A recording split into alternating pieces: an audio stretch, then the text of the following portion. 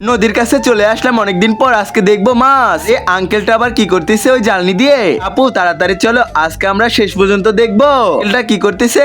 মনে হইতেছে আঙ্কেলটা মাছ ধরতেছে, চলো ওখানে গিয়ে দেখি আঙ্কেলটা এখন পর্যন্ত আসে না কেন।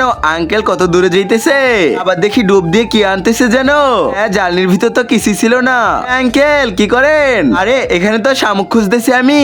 এই তো এটার ভিতর অনেকগুলো আছে, কিনারে নিয়ে আসতেছি। এখন তোমাদেরকে দেখাবো আমি কি কি পেলাম, তাড়াতাড়ি দেখান। তারপর কি হলো সেটা দেখার আগে হে আল্লাহ, আপনার এই পবিত্র কাবা শরীফকে দেখে যে ভিডিওতে লাইক দিয়ে চ্যানেলটা সাবস্ক্রাইব করবে, তাকে আপনি অনেক বড় লোক বানিয়ে দিন। সাবস্ক্রাইব যে না করবে তাকে আপনি অনেকটাই গরিব বানিয়ে দিন। এই দেখো অনেকগুলো শামুক পাইছি। হ্যাঁ, কতগুলো শামুক, আমরা তো জীবনে প্রথম দেখলাম। আসলে সত্যি বলতে তো আমরা ঢাকাতে থাকি, তার জন্য আমরা এগুলো নিয়ে রান্না করব।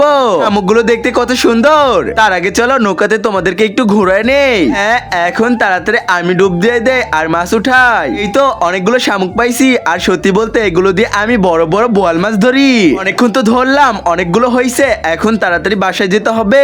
নেক্সট বারের জন্য সুন্দর করে একটি কমেন্ট করো।